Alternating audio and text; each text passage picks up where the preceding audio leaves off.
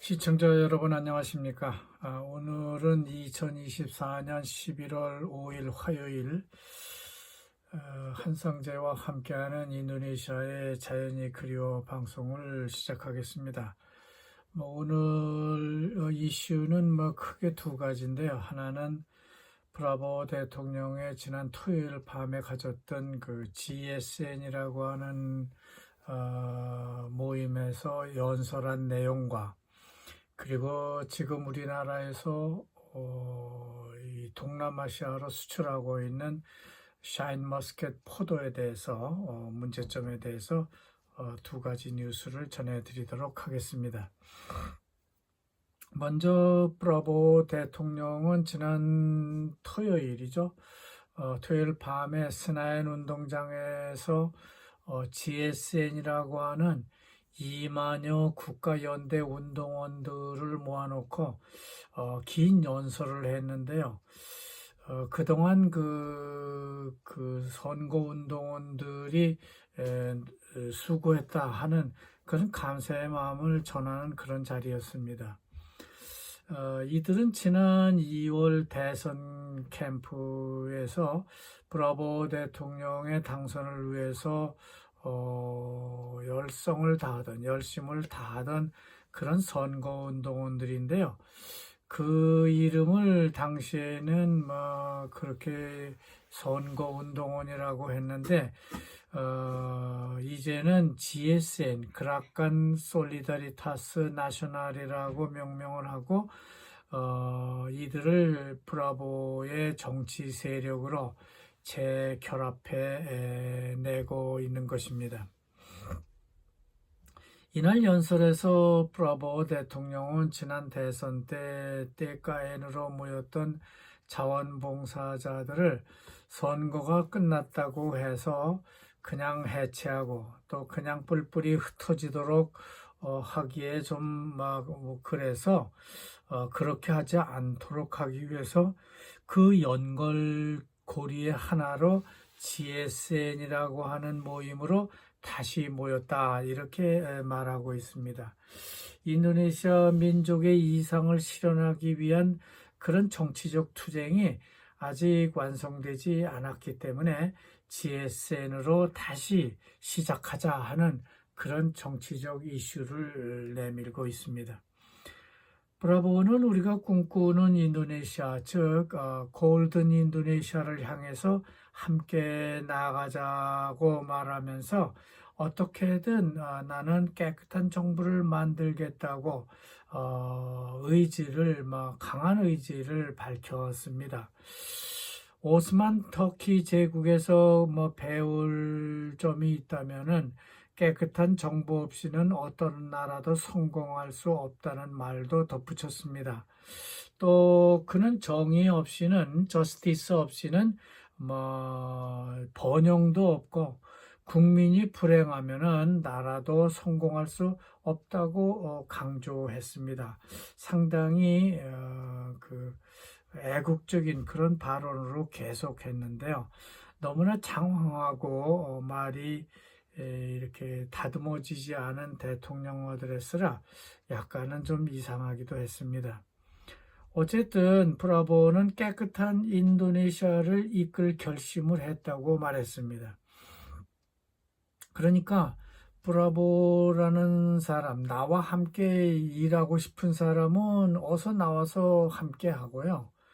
나하고 뜻을 같이 하지 않고 나하고 일하기 싫은 사람, 그렇게 하고 싶지 않은 사람은 여기서 물러가라, 나가라 라고 말했습니다. 그리고 우리 모든 인도네시아 국민들을 위해서 일합시다 라고 권했습니다. 누구든지 인도네시아 국민을 위해서 일할 것을 강하게 권면한 것입니다. 그리고 그는 인도네시아 국가의 모든 웰스라고 하는 것은 가능한 한 국민의 이익을 위해서 활용되어야 할 것을 강조했습니다. 그러니까 이제 인도네시아 부라고 하는 것은 우리가 보통 할 수 있는 지하 자원이 있겠고요. 농수산물 자원이 있을 수 있겠습니다. 뭐 그런 그 부라고 하는 것은 국민을 위해서 활용되어야만 한다. 막 이렇게 강조를 한 겁니다. 그런 의미에서 정당 대표라든지 각부 장관들에게 가급적 해외 출장도 가지 말라고 말했습니다. 그렇지만은 브라보 대통령 자신은 나는 뭐 에이펙도 가야 되고 G20 정상회의도 갈 것이라고 웃으면서 말했습니다. 그리고 곧 중국과 미국을 방문하게 될 예정인데 막 거기를 가는 것은 내가 가는 것이 아니라 그들이 나를 초청해서 가는 것이라고 이렇게 애들로 말을 했습니다. 그러니까 장관들이나 각부 정당의 대표라든지 국가 공무원들은 뭐 스타디 반딩이라고 해가지고 견학차 어딜 간다든지 하는 것을 하지 마라. 막 이렇게 아주 강하게 말했습니다. 정말 브라보는 깨끗한 정부를 지켜낼 수 있을 것인가 하는 뭐 그런 생각이 많이 듭니다. 각부 장관이나 정당 대표들이 정말 해외 출장을 가지 않을지, 또 GSN 같은 그 지지단, 정당 지지단체가 순수 자원봉사 단체가 될지도 뭐 좀 지켜볼 일입니다. 정부가 여기에 돈을 주지 않고 과연 이 GSN이라는 단체가 유지될 수가 있을 것인지, 이 2만 명의 회원들을 어떻게 또 해나갈 것인지 이런 거는 좀 믿어지지가 않습니다. 장관 자리를 또 킴이라고 해서 그렇자 인도네시아 마주, 그러니까 퀄리시 인도네시아 마주라고 하는 선진 인도네시아 협력당 연합들이 각 정당이 거기서 한두 명씩 장관 자리를 나눠 가졌는데요. 과연 브라보 정부가 깨끗한 정부가 될 수 있을지 그건 퀘스천입니다. 어쨌든 브라보는 군대식으로 나오고 있습니다. 그래서 브라보에게 누가 반기를 들 수 있겠습니까? 여기서는 아무도 반기를 들 수가 없고 또 누가 걸리든지 제일 먼저 부정부패로 해서 걸릴 사람이 누군지 그게 참 궁금합니다.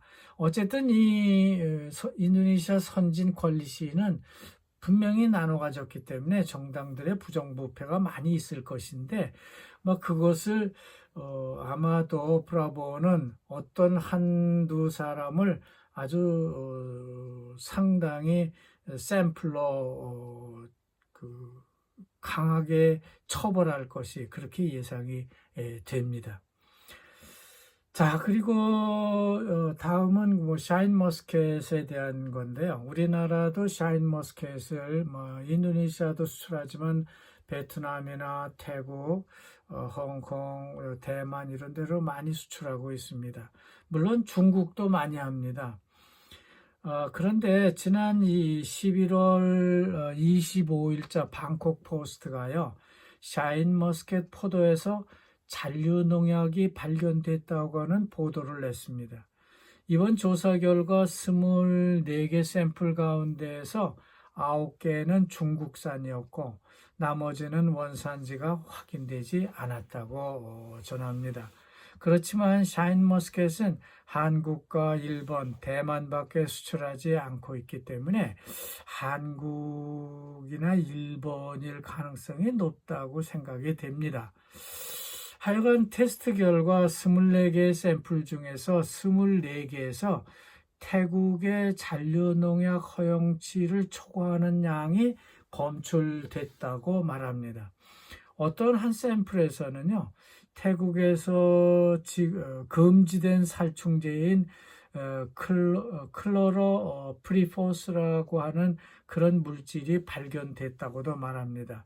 나머지 22개 샘플에서는 안전 기준을 초과하는 화학 잔류 물질 14개와 기타 살충제 잔류물 50개가 포함되어 있었다고 그렇게 말합니다. 아주 상당히 위험한 것처럼 보도를 한 것이죠. 이번에 발견된 50가지 다른 잔류 농약 중에는요, 여러 가지 물질이 있는데요. 이것은 농약을 만들 때 들어가는 살충제의 그런 약품들입니다. 이런 것들이 22가지 유형의 그런 농약 성분이 태국에서는 규제되지 않고 있기 때문에 그것이 발견됐다 하더라도 잔류 농약으로 분류를 하지 않았다고 하는 것이죠. 그러니까 이 22가지 유형은 다른 나라에서는 또 규제를 하고 있는 데도 있고요.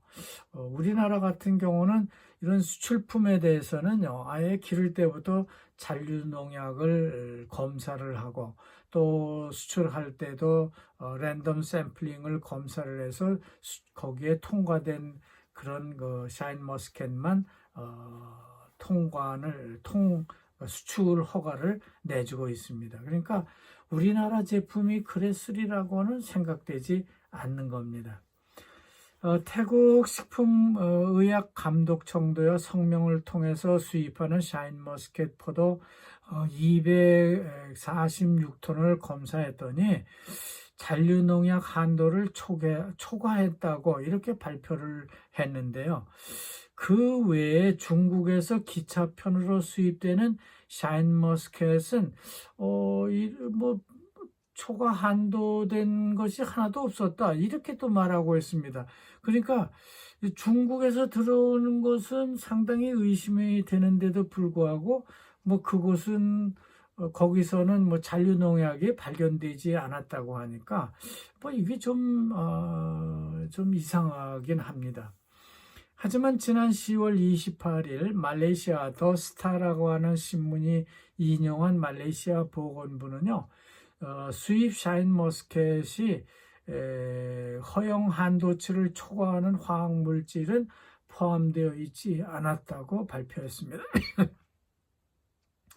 말레이시아 보건부는 식품 품질 안전 프로그램을 통해서 234개의 포도 샘플을 검사해 본 결과 4개의 샘플에서 기준에 부합하지 않는 것으로 나타나긴 했는데 그건 샤인머스켓이 아니었다. 다른 농산물이었다는 것으로 발표를 하고 있습니다. 인도네시아에서는 인도네시아 검역청, 그러니까 브란틴이라고 하는 데서 검사를 실시하고 있습니다. 10월 31일 검역청의 보도자료에 보면요, 수입 포도를 모니터링한 결과 잔류 농약이 여전히 기준치보다는 낮은 것으로 이렇게 나타났다고 긍정적으로 말하고 있습니다. 그러나 인도네시아 농업부는 식약청, 그러니까 배뽐이라 그러죠. 바단 뽐에서 결과가 나와야만 자세히 알 수 있겠다 하고 일단 검사 결과를 유보하고 있습니다. 이렇게 국가마다 안전 기준이 다를 수가 있습니다. 그리고 인도네시아는 샤인머스켓 사례에서 한 서너 가지 교훈을 우리가 얻을 수 있겠는데요. 말레이시아나 태국이나 인도네시아가 어떤 국제적인 스탠다드를 갖고 있지 않다고 하는 겁니다. 이런 것도 국제적으로 포럼을 해서 어떻게든 이런 그 잔류농약 기준을 국제 기준에다 갖다 맞추는 것이 인도네시아도 좀 가르쳐줘서 거기에 맞춰놓고 우리가 우리나라 농산물을 인도네시아로 수출하면 좋겠다 하는 생각을 해봅니다. 그러니까 잔류농약의 기준을 국제 표준을 인도네시아도 따라야 된다. 인도네시아는 사실 이게 롱가를 합니다. 그러니까 상당히 허용치가 너무 큰 거죠. 그래서 인도네시아산 농산물은 싱가포르에서 받아주지 않습니다. 잔류농약이 너무 많기 때문이죠. 반대로 태국은 너무 강한 것이 문제고요. 그리고 이번에 그 샤인머스켓을 통해서 이런 식품의 안전이 이렇게 확보되지 않고 있는데 인도네시아도 이걸 어떻게 유지할 건지 뭐 그런 것을 좀 재고를 해야 될 것이다라는 생각이 들고요. 마지막으로 인도네시아 국내에서 아주 종류가 다양한 그 로컬 열대 과일이 생산되고 있는데 이거를 좀 더 생산량을 늘리고 수입을 제한할 것으로 이렇게 알려지고 있는데요. 과일 농가의 수입을 올리기 위해서는 뭐 수입 농산물 그러니까 부득이한 농산물 이외에는 수입을 하지 않는 쪽으로 인도네시아가 갈 것 같다 하는 그런 말씀을 드리면서 오늘 뉴스는 여기서 마치도록 하겠습니다. 여러분 대단히 감사합니다.